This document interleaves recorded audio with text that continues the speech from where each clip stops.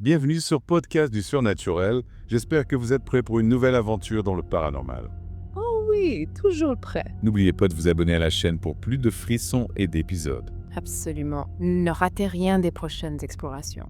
On plonge aujourd'hui dans l'histoire troublante de Stephanie Arnold. Stephanie Arnold. Oui, elle prétend avoir vécu une expérience de mort imminente, une EMI. Ah, fascinant, pendant l'accouchement en plus. Oui, lors de la naissance de son fils. Imaginez un peu, un événement joyeux teinté par la mort. C'est troublant. Exactement, ce qui est encore plus étrange, ce sont les prémonitions qu'elle a eues. Des prémonitions. Oui, dès sa 20e semaine de grossesse, elle était convaincue qu'elle allait mourir en couche. Elle le disait. Bien, Elle en parlait et... tout le temps, à son mari, ses amis, sa famille. Vraiment angoissant. Comme si elle pressentait le danger. On dirait un film d'horreur, vous ne trouvez pas? C'est vrai, ces histoires de prémonitions, ça fait froid dans le dos. Mais au-delà de la peur, c'est intéressant de se demander ce que ça signifie. Oui, est-ce que c'est juste une intuition ou quelque chose de plus profond? Une sorte de sixième sens. Peut-être. Et comme si ça ne suffisait pas, elle a eu une complication pendant sa grossesse. Ah oui, le placenta prévia. Le placenta prévia, c'est quand le placenta est trop bas dans l'utérus. Et ça bloque le col, c'est ça. Exactement, ça peut causer des graves hémorragies, surtout pendant l'accouchement. Donc un risque réel pour la mère et l'enfant. On comprend mieux ses peurs avec ça en plus des prémonitions. Imaginez le stress, l'angoisse, et puis le jour J arrive. Au jour de l'accouchement, Il faut une césarienne, son fils Jacob naît en parfaite santé. un soulagement, j'imagine. Oui. Le cœur de Stéphanie s'arrête soudainement. Oh, Pendant 37 secondes, elle est déclarée cliniquement morte. morte. Morte. Et c'est là que tout bascule, elle vit une EMI. 37 secondes, ça paraît court, mais dans ces conditions. Chaque seconde doit être une éternité. Qu'est-ce qu'elle a vu? Qu'est-ce qu'elle a ressenti? Elle décrit une expérience hors du corps, une obéi. Une part. Elle se voit d'en haut, flottant au-dessus de son corps, dans la salle d'opération. Incroyable. Elle voit les médecins, les infirmières s'affairer autour d'elle. Elle se souvient de tout ça. Oui, et avec des détails très précis, des choses qu'elle ne pouvait pas savoir. Des détails sur quoi? Sur la salle d'opération, les gestes des médecins, les instruments utilisés. Comme si elle était vraiment consciente. Certains y voient une preuve que la conscience peut exister en dehors du corps. Fascinant. Mais la salle d'opération, ce n'est pas tout. Non, elle décrit aussi une distorsion spatiale. C'est à Ada Horré. La pièce étant à l'infini, plus de murs, plus de plafonds, La distorsion de l'espace, c'est fréquent dans les EMI. comme si la réalité se déformait. Exactement. On se retrouve dans un environnement qui défie nos lois physiques.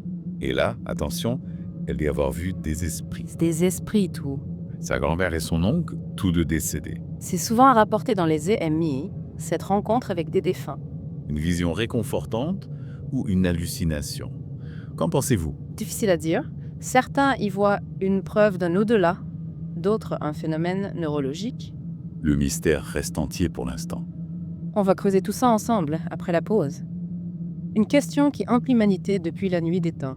Sommes-nous juste notre cerveau? Ou y a-t-il quelque chose de plus? Et ces 37 secondes ne s'arrêtent pas là. Non, le retour à la vie est tout aussi brutal. Elle se réveille en sursaut. Mais non, pas tout à fait. Elle décrit une force qui la ramène à son corps, Une force cesse. comme une attraction irrésistible. Et ensuite, Elle reprend conscience, mais les séquelles sont bien réelles. des séquelles physiques Oui, elle passe 6 jours dans le coma, dans le coma. induit par les médecins, et elle souffre d'insuffisance rénale. À cause de l'arrêt cardiaque, ah non. Exactement. Son corps a été mis à rude épreuve. On imagine le choc, le traumatisme. Et ce n'est pas que physique, elle a du mal à se réadapter à la vie. Elle le dit, Juliette?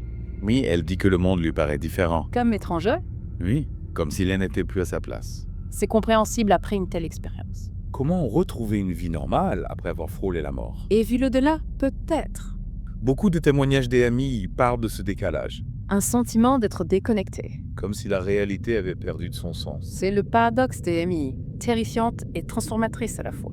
Transformatrice, c'est un nom. Oui, on en ressort souvent avec une nouvelle vision de la vie. Plus de spiritualité, moins peur de la mort.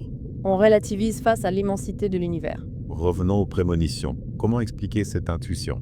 Difficile à dire, la science n'a pas toutes les réponses. Un hasard, une coïncidence. Ou une forme de préscience, qui sait. Et les esprits qu'elle a vus, sa grand-mère, son oncle. Encore une fois, le mystère plane. Hallucination ou entité réelle. On ne peut pas l'affirmer avec certitude.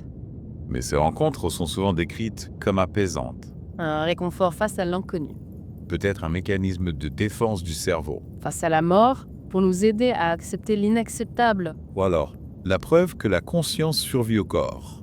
La question reste ouverte. Chacun peut se faire son opinion. Mais le cas de Stéphanie nous force à réfléchir. À remettre en question nos certitudes sur la vie, à la mort. Et si on vous posait la question, vous, auditeur? Avez-vous déjà eu une intuition, un pressentiment étrange? Un rêve prémonitoire, une expérience inexplicable. Partagez vos témoignages, ça nous intéresse. On veut tout savoir, vos histoires, vos ressentis. Chaque témoignage est précieux, il nous éclaire sur ces mystères. L'exploration du paranormal continue. On ne s'arrête pas là.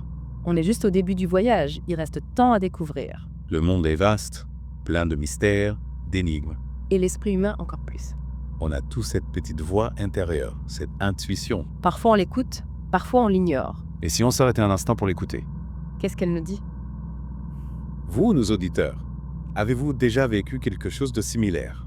Une Mimi, une expérience inexplicable, un rêve étrange. On veut connaître vos histoires. Partagez vos témoignages dans les commentaires. Chaque récit est une pièce du puzzle. Il nous aide à comprendre l'univers, la vie, la mort. L'exploration du paranormal continue. Grâce à vous, grâce à vos témoignages. On vous remercie de nous suivre dans cette aventure. Merci pour votre curiosité, votre ouverture d'esprit. On se retrouve très bientôt pour une nouvelle plongée. Dans le monde fascinant du surnaturel. N'oubliez pas de vous abonner à Podcast du Surnaturel. Et à activer les notifications pour ne rien manquer. À bientôt pour de nouveaux frissons. Et de nouvelles découvertes.